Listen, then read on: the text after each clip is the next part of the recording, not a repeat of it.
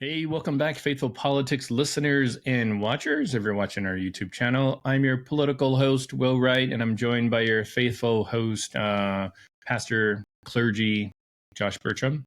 How's it going? Doing well. Thanks, Will. And with us today, we have with us Travis Ruddle. He is a assistant professor at Brigham Young University's Romney Institute of Public Service and Ethics.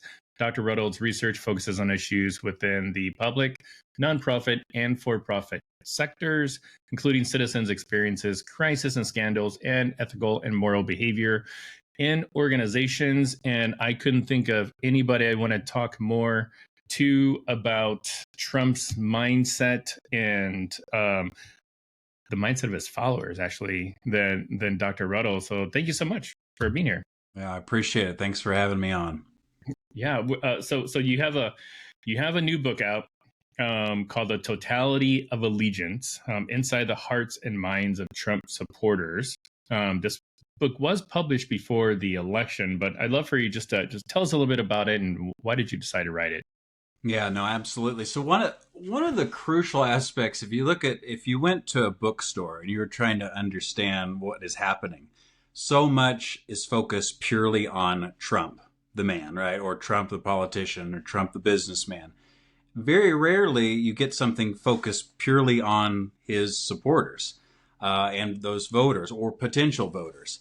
And we felt it was really important, my co-author, Brad Agel and I. And so what we're trying to do is have a jump in through these focus groups and really try to understand the reasonings, the why, the how people get to that determination of supporting Donald Trump, or how they got to the determination of supporting him in 2016 or in 2020, as well as, of course, just recently and here in 2024. And what we're doing is a very humane approach, meaning we are really open. We have a deep, deep curiosity of understanding that why. And so it doesn't go into it with pure judgment. It doesn't go in preconceived notions of this are purely like just cult followers, or this is purely those people who are just idiots, morons. Those are people who are not like thinking rationally. There are clear cognitive things going on, good, bad, and ugly. There are clear like theories that can describe this, but what we do is go in open-minded and then bridge a lot of the theories from sociology, psychology, political science, and try and kind of fit the puzzle pieces together to explain some of it with also a clear underpinning. What we want to say is we're not Nostradamus. We couldn't predict the election by any means. In fact, I was completely up in the air of how it would go, because there is the same kind of theories happen on the other side of the aisle too. This is not just a thing that happens only on one side. So a lot of what I'll talk about today it is found in Trump supporters, but there are similarities that are there. Maybe there's some severity or some uniqueness with Trump followers, but it's not a party issue. It's a human issue. That's really well said, and I appreciate you kind of clarifying that. I would love for you to jump into and describe for us what is the totality of allegiance. Help us understand that concept and how it manifests among Trump supporters. Where do we see this? What does it look like when we're looking at a Trump supporter? One of the things you'd see pretty clearly is, take, for instance, someone's own personal identity or something that they have very dear to them. And then they would become allegiant to something that's somewhat separated in a way from those norms or some of those customs they once had. And so there's this breach, this gradual, unwitting or witting, usually much more the unwitting kind of erosion of that identity towards the group identity. You begin to kind of gradually look at facts differently. You have less critical thinking. And this is not meaning, again, this is not just Trump supporters by any means. But what you're kind of gradually doing is you're not seeing the full lay of the land. You're essentially going in purely allegiant, and it, in that totality, takes care of a lot of facts for you. It doesn't make it like the facts are purely themselves. As John Adams says it beautifully, as facts are very stubborn things. And I think what basically is a highlight that we see in the focus groups, that we see others, is this just gradual erosion of those facts, and that critical thinking just isn't as strong. It does not mean that someone doesn't have like their own reasons for supporting Trump, and that's against all sorts of rational behavior, and there's sort of issues. What it is showing is, for any support of any politician, any support of any elected official, and you're doing it based in pure allegiance, that allegiance can be total erosion of your deep principles, some of your deep norms, some of your religious tenets, a number of things. And it blacks out a lot of things that are once really, really dear and different for you. Interesting. Before we discuss or unpack some of the findings, I think our audience would really love to just hear some of the background, maybe process information, demographics, sample size, all that other kind of stuff. So absolutely. So one of the things we had decided, my co-author and I, is to how do you get to this determination of really trying to understand Trump supporters and really listening about their concerns about the economy, concerns about inflation, what have you. So that's the one fold. You could do that in just surveys if you wanted, right? You could just do that through a Qualtrics survey and just kind of do some Likert scale types of things, like strongly agree to disagree. But it's not as deep. It's not as strong. So what is better is like a focus group. So we did focus groups across the country. Primarily what we'd say is Utah, South Carolina, Oklahoma, and Arizona were like the four crucial bits that we used in the book. And we had to basically do what we call snowball sampling, where we'd hear from someone who's like, yeah, we'd be willing to talk to you all for an hour and a half and get paid $30, this Amazon gift card that we do to kind of compensate for that time. And so they'd say, okay, I'll bring my friend along and I'll bring this person I know, or we'd blank it out through various posts. Travis, just real fast. Yeah. I have to ask because I've seen those emails and I don't know, I've just been conditioned or trained to not click on anything that if somebody's offering a $30 Amazon gift card. That's right. So you'd find actually the ones that didn't work as well. I mean, we probably grabbed, a handful that were just based on that. It was, you had to personally know someone and get close to them and actually have a conversation with them. So that trust was sort of built in. Otherwise, there's just this feeling it's a trap, right? And so you're right. That is absolutely right. That connection was so important in what you're doing. Go ahead. Yeah, that makes so much. No, I love that. I think that's a really important part. I mean, that's a significant part of the whole conversation for the 1.5 hours, is for someone to spend their time with us to really talk about the deep stuff, their own feelings, and really open up. I mean, some people were a little more reserved, but generally they were no holds barred. It was just let go. And that's what I want. I want that truth.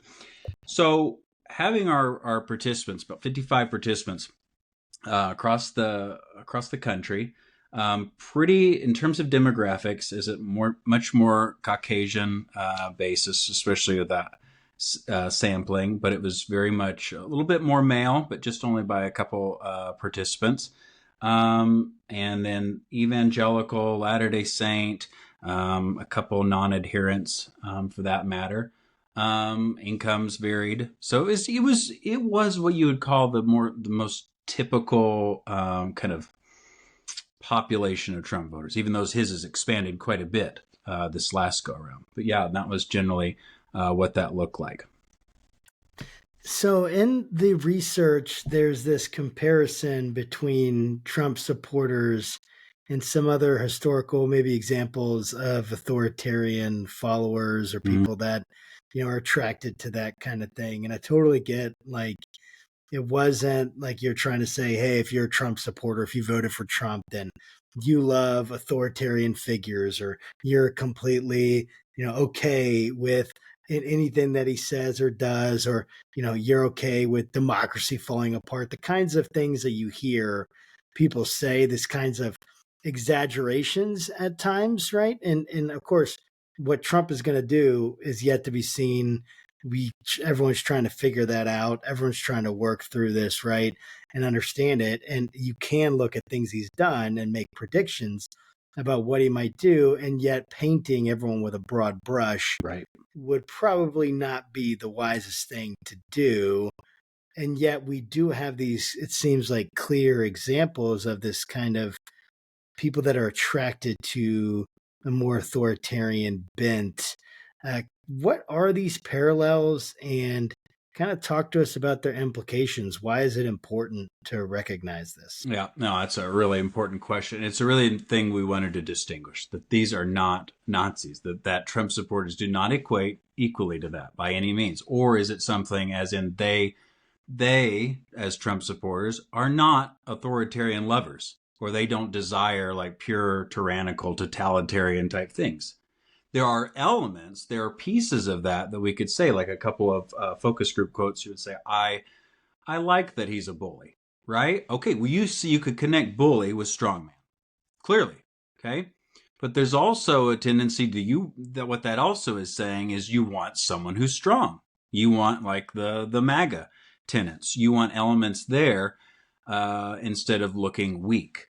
Now, you could go deeper into this with a couple other quotes, and it talks about like great distrust in institutions, great distrust in juries and their fellow peers, lots of things that we kind of saw in these discussions. And that is a ripening element and piece in authoritarian and totalitarian when there's just such a deep lack of trust. And so there's like this savior or the authoritarian complex that does appear. So there are similarities. It is not a one-for-one equivalence by any means, but there are environmental and cultural connections there where people gradually find, in a weird way, like politicians have got one of the lowest trust of any part of our institutions and some of our agencies. We see that historically. We see that, but then they find that one politician, or in Trump's case, we consider him to be like the outsider, even though he's been there kind of weirdly like a non-incumbent, but sort of is. And there's just seems to be some sort of trust there that people are able to connect with. There's this commentary, this rhetoric that may not always jive with people, but it actually, at its core, if you go deep into the conversations of what people are what he's saying, they connect with. And I'm from very, very conservative part of Oklahoma, rural northeast part of Oklahoma, and those conversations that Trump might say that may be a little off-putting and off the norms from the regular mass media, or on CNN, MSNBC, even parts of Fox News, is actually those are conversations of things people actually say. So it's not necessarily far off the beaten path. You know, I want to kind of dig into some of the results, but I'd love to maybe make it very specific, because you mentioned that sort of the demographics of folks that you spoke with are, Latter-day Saints, Christians, and the nuns or whatever. So what issue, or what answer to a question that you have did you see the greatest disparity between like those three groups? When I was in Oklahoma, particularly, which is what we very evangelical, I noticed some really unique comments about Trump's own characteristics or his identity. Saw some really unique perspectives about how he's seen as a baby Christian. And so you hear that and you're kind of going, what? Can you tell me more about that? Because I don't even know what that term really means. And so, of course, it's someone new to Christianity in the way that they identified, which connects with a lot of, being born again kind of a thing. So there was a lot of excusing past behaviors, knowing that they're new to it, so they're getting better about it, or some of the other parts of his own where he's from in New York. There's just a lot. There was some rationalization, or like this moral rationalizations, moral disengagement, essentially. There was also just this there was some strong issues against Biden, for instance, and his religion being Catholic. That was promoted. Actually, not me even saying it specifically, it just came out. And I thought that was just kind of fascinating and different. If I looked at Utah and Arizona, as where more of the Latter-day Saints were, there was a little bit of a stronger pushback on the moral tendency, like really saying, no, he's a really bad dude, or I'm sick of it. I'm very sick of it. But there'd always be that but.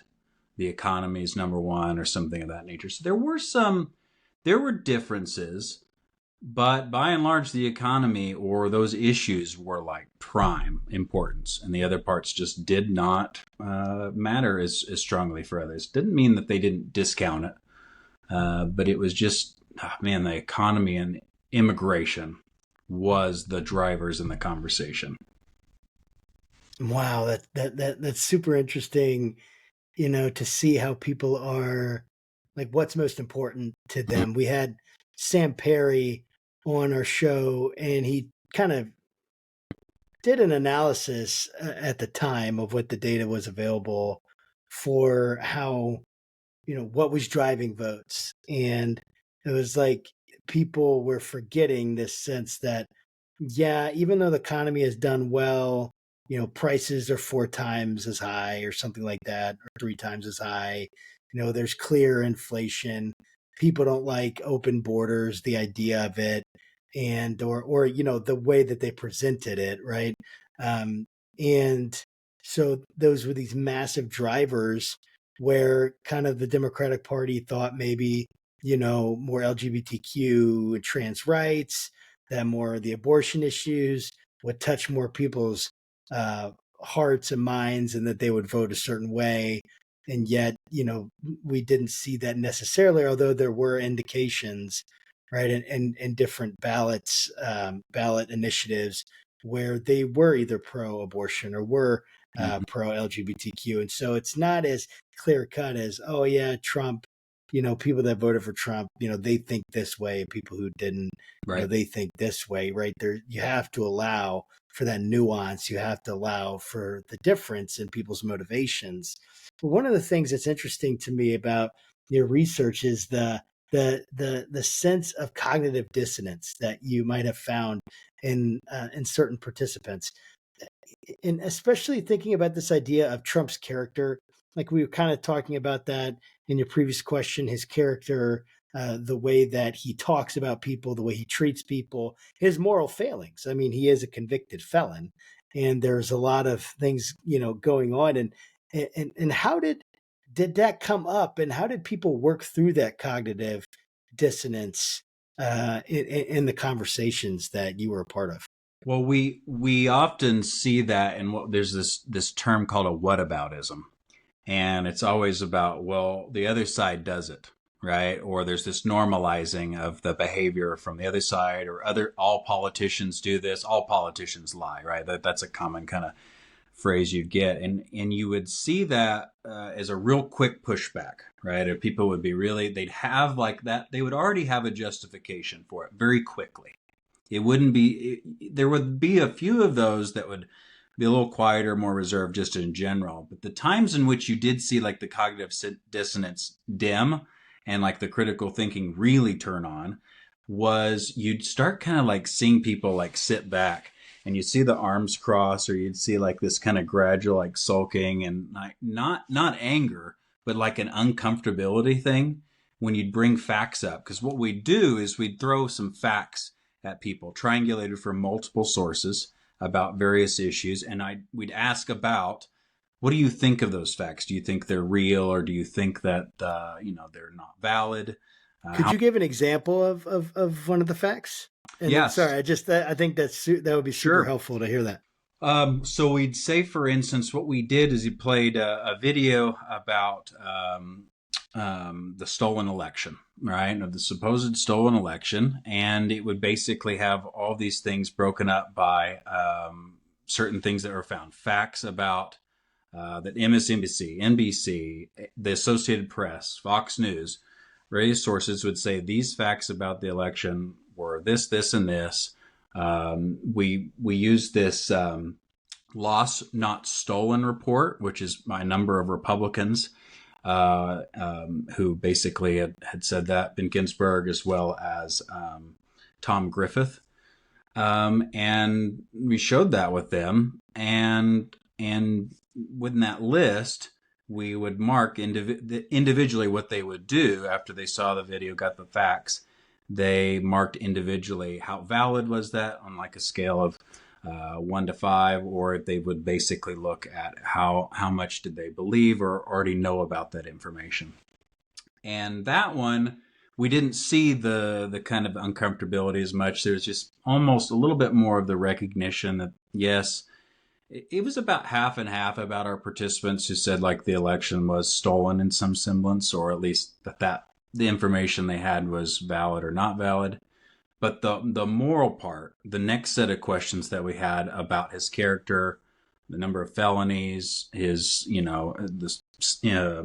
inappropriate behaviors, those facts brought and triangulated from our graduate student team, as well as each of those news agencies based on a number of ideological perspectives in the center. So it wasn't just one-off news story. That's the one that got people to get a little bit more uncomfortable. Sometimes you get the quick, again, utterance, even before when we're just doing an individual like survey, then we talk to the whole group afterwards. Some would just make a comment and we'd be like, hold on, just let everybody else get to that. Then we'll get to the whole group conversation. So some would just get a little pushback early, and then others are just, you can tell it's hitting them. It's hitting them pretty hard. Yeah, I meant to ask you this earlier, and if you said it and I missed it, I apologize. But how did you know you're getting Trump supporters or voters, and or is there a difference kind of with your focus group between I guess like at the time you conducted the focus group, the election hadn't happened yet, so I suppose it would just be Trump supporters. Yes, they would basically in our consent, when we were asking for people to say your interest if you are planning to or supporting, Donald Trump for the primaries. At that point, it was primary time and the caucus time, but that wrapped up very quickly. So a lot of times conversations immediately went into the general election. And again, that was Joe Biden at that time, not Kamala, which has been amazing to see the differences between Vice President Harris, President Biden, and then now President-elect Trump. But I mean, that'd been a whole different story and a whole different ballgame. But who in the world would have known that would have gone on? But that essentially, they would self-identify. And in everyone, generally, you could see that as they marked at the end. We'd said, like, to what extent percentage will they do it? It was always 75 to 90% or 100% chance they would vote for him. Well, what was the biggest surprise you think from talking to all the different groups and whatnot? One of the things we really wanted to do was try to understand the why of Donald Trump, but also the why of not supporting other Republicans at that time. Nikki Haley, Ron DeSantis, Vivek Ramaswamy, amongst others. That was one of the very first reasons, is like, you guys have an off-ramp from the moral issues, by and large, right? You could, if you really took that adherence of all politicians lie, no matter what, right? You could do that if you want. But you did have off-ramps. You did have good economic policies, maybe with DeSantis, or you did have some things that were really connect. And we oftentimes would get this excuse of there's just nobody else better. There's just the others. All that these candidates have is because of Trump. We got this from a couple of BYU students, actually. They're on campus there in Utah that were talking about all that every one of these candidates, they would not be successful without Trump. So we saw very much often there's just that off-ramp was closed. Even though they wanted the off-ramp, like they literally would say, I wish there was someone better. And you'd be going, but there are other options. But maybe those to them they aren't better. That's fine. Like that's an okay determination. But you're trying to get to that point of how is it not better than this or something? And I just people could really struggle to distinguish. It was just really difficult. And that was one that amongst many surprises, but that I think initially was really interesting.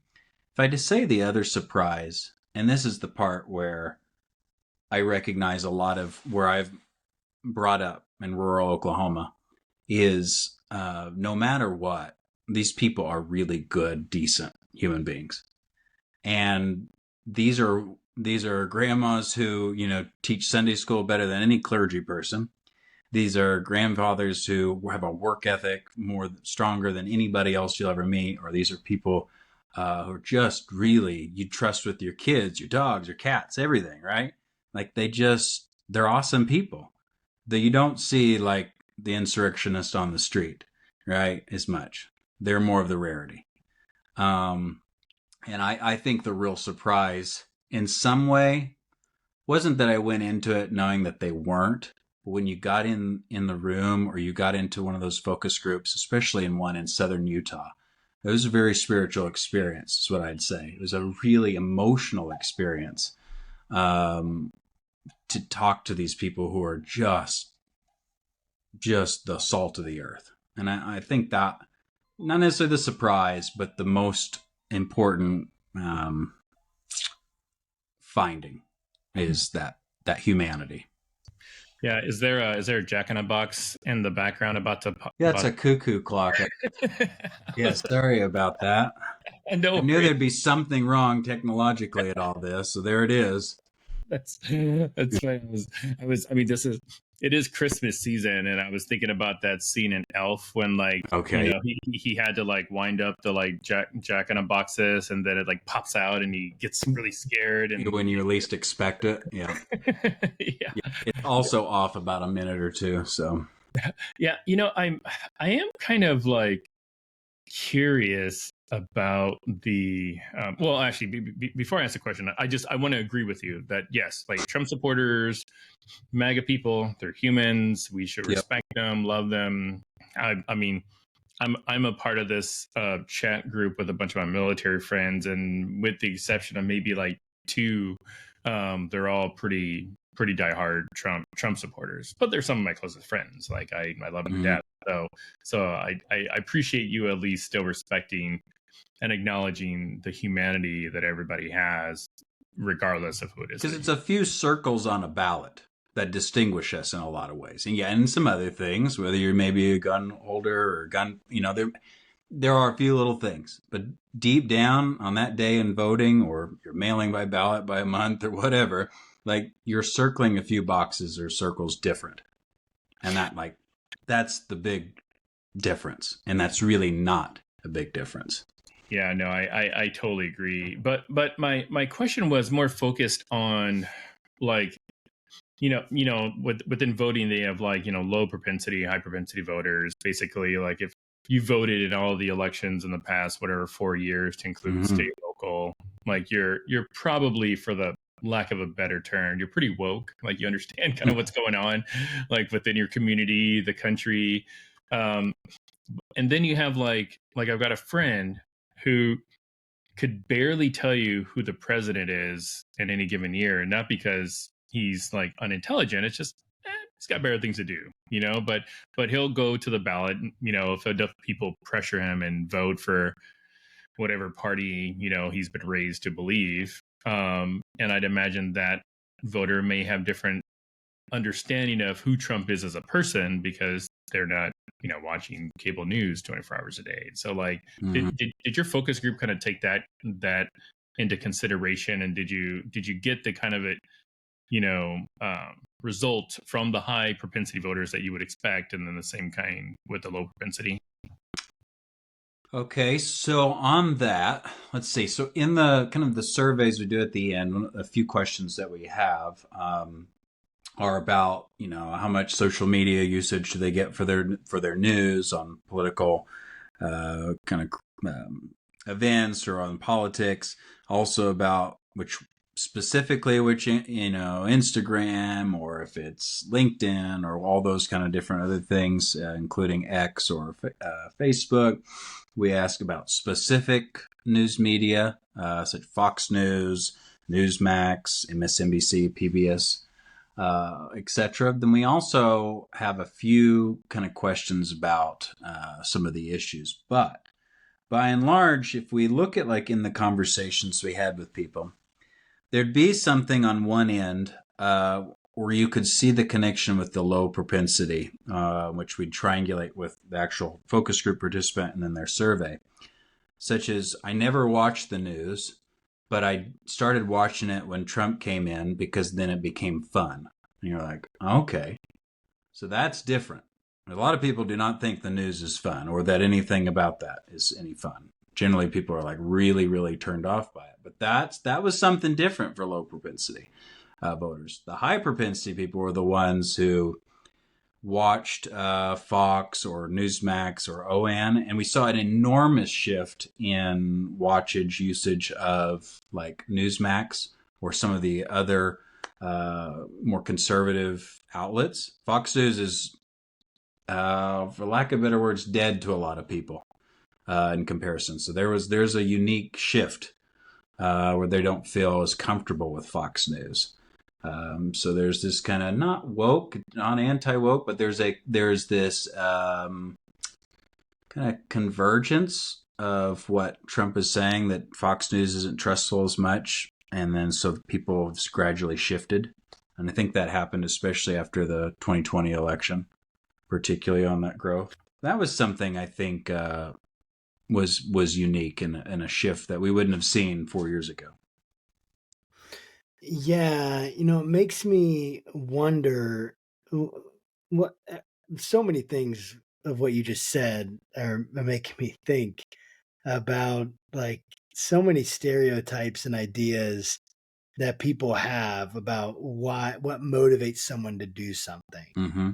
And in this particular case, what motivates someone's distrust or trust in media? Because I will hear a lot. One, I've heard a lot that you need to be careful the media you're consuming, right? You need to become better, media consumers in the sense that you're checking it. You're not just assuming it's correct. You're getting ideas from other sides. This kind of competency that you're supposed to have. And that is, I've heard of many conversations on this podcast about how illiterate in some ways people are with media and their media literacy, meaning their competence in judging the accuracy or truthfulness or whatever it is behind this media is so important, because there's so much out there that could be fake news or disinformation, misinformation, all those kinds of things. But it's interesting because it's like what you're saying is that there's certain media that's distrusted and other media that is very much trusted. Mm-hmm. So it's not this distrust for media, but for a certain kind of media, for certain major media syndicates or outlets or things like that. And I would love for you to kind of dig into this idea, this phenomenon of people distrusting media, and what kinds of media do they distrust? I mean, you kind of alluded to it, talked to about it, right? But even help us understand more, like, what is this widespread distrust? Because I've experienced that personally in many conversations with friends, a deep distrust. So for instance, like I could not, for me to bring something to them from the New York Times or from CNN would right off the bat be dismissed. Yep. Which I acknowledge is not a good practice. And yet that's coming from somewhere.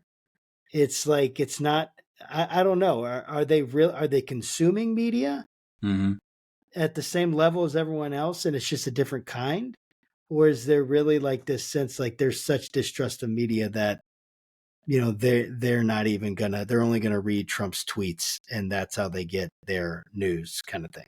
Right. So this is a phenomenal, grouping of questions to get at. And I think it connects also to the past when people have great distrust in institutions, starting with agencies from IRS to CDC to whatever, and according with elected officials and news, is just in general, distrust is very low, or distrust is very high, for a number of our institutions. And this has been going on before Trump. We're talking basically since, Kennedy assassination to Nixon, Vietnam War, all of these things going on. Like, this has been on that train for a while.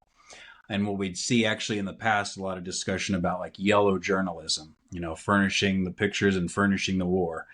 And that's been a part of it. I think this corporatized media, even I hear from a lot of people, got great concerns about like corporate media. Even more conservative circles that are more pro-corporate, there's great concerns about this issue and the money in it. Coming post-fairness doctrine and things of that nature. One of the things I think was really crucial that we recognized were those people who could check a lot of the boxes. They were willing to check CBS, Fox, Newsmax, and others. And I was like, well, those are people that are willing to dip their toes in a little bit and get various views.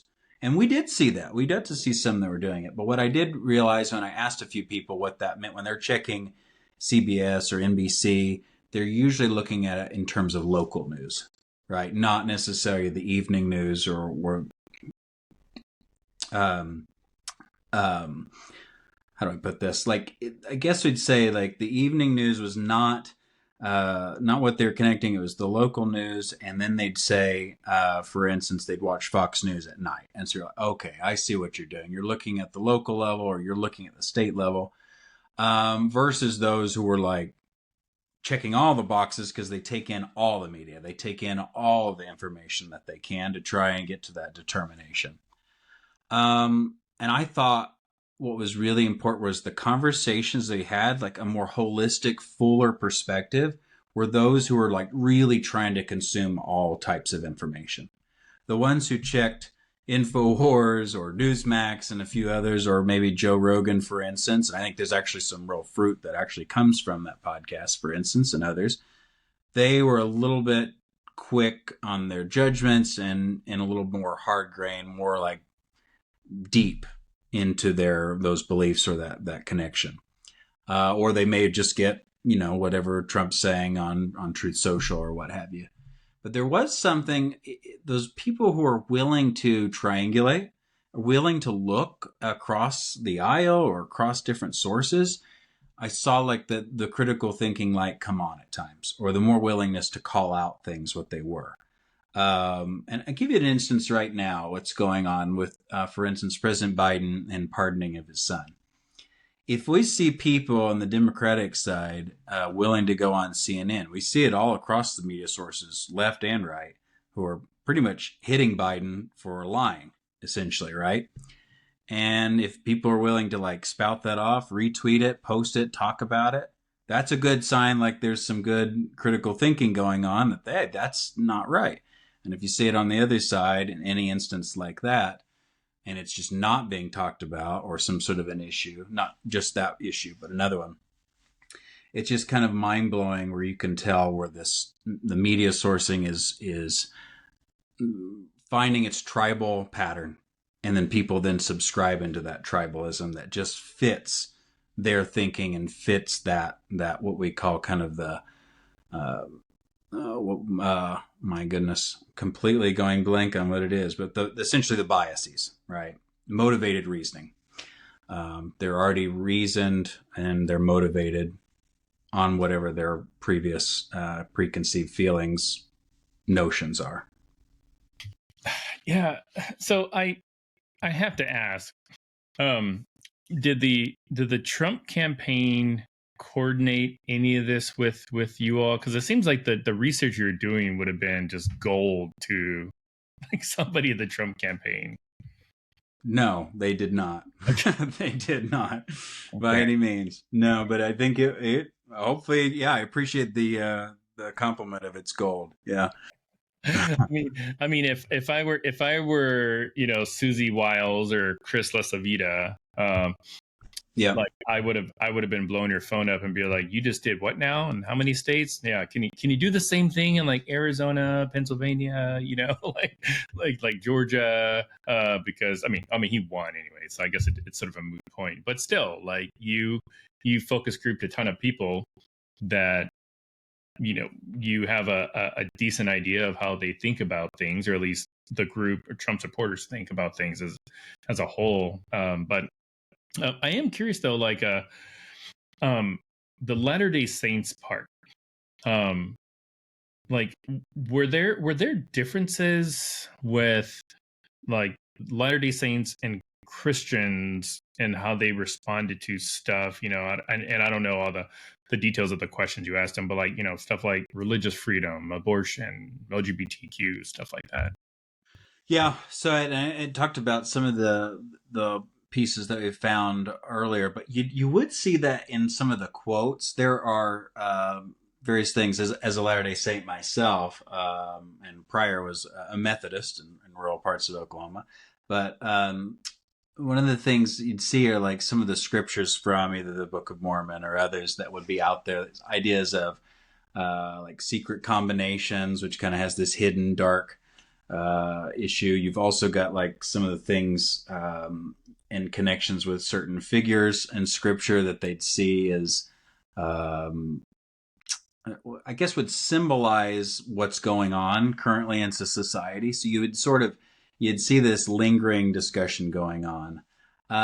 You'd see the same in evangelical parts. You'd see the conversations about how you just see like how the schools are getting taken over, and there was a little conversation about separating God from schools and getting in. There's a lot of conversations about that going on right now. I would say if there was another clear difference that we might see, whether it's in Utah, Arizona versus some others, is Latter-day Saints. I indicated this is about they were willing to really call out the moral failings a little quicker, or much quicker. We'll put it that way. But at the same time, there'd always be a quick justification for it. So on one hand, quick calling it out, a very, very agile calling it out, but then a quick justification of that. So that was something that was clearly going on. So I'd say just in conversations we'd have with Latter-day Saints, you'd see some mingling of scripture and their own Latter-day Saint scripture they get in to identify what's going on. Evangelical community, you'd see something similar, but you wouldn't, of course, get the same Book of Mormon jargon, for instance. So there's this question that's like just scratching at the back of my mind, and it kind of is connecting to all these different things and these concepts that we've talked about, because we've covered some amazing ground. It's really awesome to hear from someone with such empathy, wanting to understand, the mindset of people that are really strong Trump supporters. I think that's really important to understand that and understand it in a non-judgmental way, in a non-hostile way. And just as equally as it is to understand someone who is in the LGBTQ community, just as much as it's important to understand someone who's part of Antifa or something like that, if that is even such a thing. So, right, what we have to understand where people are. And one of my questions, though, is it keeps hitting me, is this like idea of what does this mean for democracy? Right. I've been very concerned. Will and I have had many conversations about our concern. This isn't about democracy, the state of democracy, not only in America, right, but this is from everything I've been looking at and trying to research, very minimal. But this is a worldwide global thing. There are figures that are rising in the ranks or already have been there that are authoritarian by almost all of the academic measures of what that would mean. And it seems, and they almost put forward this fake democracy, this faux democracy, like Putin in elections. Like they have elections in Russia, and yet Putin always wins, right, by a landslide or whatever it is. And so it's like we have this I guess the question I'm really getting at is where are the tensions and the places, like the tensions and the places where there's some kind of peace or harmony with people that have this kind of total allegiance? How does that work in a democratic society? Does it work? And if you don't, answer to the degree that you feel comfortable within your expertise and your work. But how does this bode for our democracy with the kind of allegiance that you were finding in your research? No, absolutely. Well, and I think the first bit would be, if we're to be really empathetic, we recognize there is allegiance to some degree. Maybe not the same severity, maybe not the same way we'd think about it at an authoritarian level, but there is a totality of allegiance for more liberal candidates, or more would be more democratic. Like, no matter what, they're voting D. Like, it doesn't matter. And the same goes. And I think you go in with that and recognize, okay, this is a human problem. To go into a totality of allegiance, then you're on the first right track. Like, just a little bit of an introspective view is, oh, how do I do when I'm marking things up? Did I really do that research? Did I do that due diligence? That's the first step. The second other piece is recognition historically is how the decline of social capital, the decline of distrusted institutions is going on. So Robert Putnam, like in his book Bowling Alone, talks about how we don't bowl together anymore. We don't do a lot of fellowshipping together to the same degree. And of course, there's a lot of demographic variables. There's working two-parent households. Like, there's a lot of stuff going on there. So it's not always black and white on that. But what that's saying to me is our distrust in institutions have gone up. The decline in social capital is going on. That's telling us we need to get closer to one another and listen to each other. And remember, the checking of the boxes, filling in the bubbles on a ballot is one aspect that's of difference. But we go to the same church, we attend the same PTA meetings, kids go to the same schools, and we still show up every day. Our kids show up every day. That it's like there are a lot of differences, but boy, there's so many more similarities. So we start with that also, and then. I talk with my students. A couple of them are kind of struggling with what to do, after the election. They're just like feeling defeated, not just at the election itself, but it's like, what do I do now? Or what can I do? And I go, well, let's start off with all politics are local. You voted on the local level. You voted at the state level. You voted for city council or ballot measures. And it's like, on the macro level, CNN and MSNBC or Fox News, they talk a lot about stuff up here.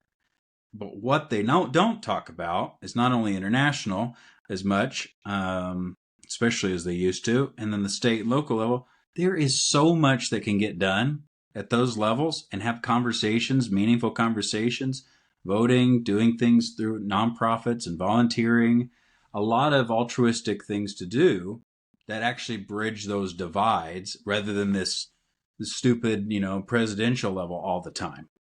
And there's a lot more closer that we have issues with at a local level. Like, I'm more concerned about what's going on at Utah Lake over here, or with this road, next to me. And then people can bridge together. It's like, I voted for Trump and I voted for Vice President Harris, but you know what? We care about that right now. And that actually is like we're kind of building the institution of the neighborhood and our kind of our unit, the most important unit, our neighbors, our fellow citizens, is just going to be a lot more rewarding than thinking of them as the Trump supporter who I'm going to city council with or going to PTA meeting with. And I think Trump supporters, by and large, want to not be viewed as a Trump supporter. They want to be viewed as an American, as a father, as a mother.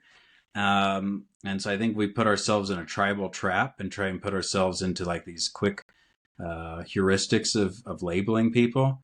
I guarantee you people who voted for Trump, yes, some are very stalwart, clearly are not afraid to, have the MAGA flag, not afraid to like really spout it. But by and large, I'm finding these are people who just are true, good, decent human beings. The same goes for the other side, good, decent human beings who just need to realize the things going on at the top are very little compared to the things deeper. Now, there are real issues about institutions, I think, in contacting your officials.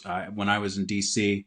For a conference just a couple weeks ago, I went and talked with, a few people about certain issues. And it's just like, I know the average person doesn't do this very much, but you know what? I'm trying to tell people, no, go do that. That is how you get your voice heard.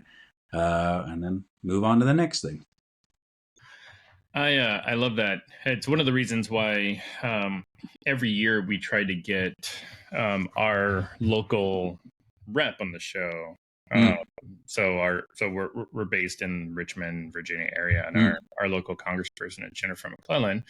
Great lady, nice lady. Probably the first time, some of our Republican listeners that are from Virginia might even have heard her name, and I'm just like you really need to remember that politics are local, but even though she's our congressional rep, like the local, like if you want your kids to be safe, walk into school, like caring about what's happening at the national level isn't going to keep them safe, like getting your superintendents and whatnot activated so they can put street lights, like on the route that they take to walk to school, like that'll keep them safe. And that's something everybody can do. So I'm with you. You're preaching to the choir about, being active in sort of your local community. But and that's a piece of critical thinking I wish people had, because I think there's a real crisis of critical thinking, a human issue. Yeah. We're getting more susceptible to ChatGPT, getting more susceptible to AI, as well as whatever's on social media is the God's honest gospel truth, right? It's just taking things at face value, and in recognition is to realize how that road got paved, how the school got built, how the school policies change was not because, by and large, an executive order at the presidential level, right? Very, very unlikely.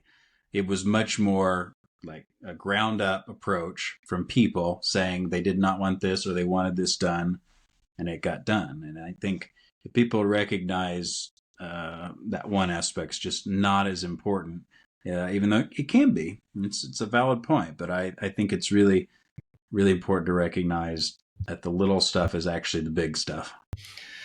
Yeah. So my last question for you is, like, I guess what's next? I mean, you take on this gargantuan project, you write this book, you talk to all these people. Like, I mean, is there a part two? Given that Trump's going to have another 4 years in office, and are you gonna talk to folks about what they think about Barron Trump for 2028 or whatever?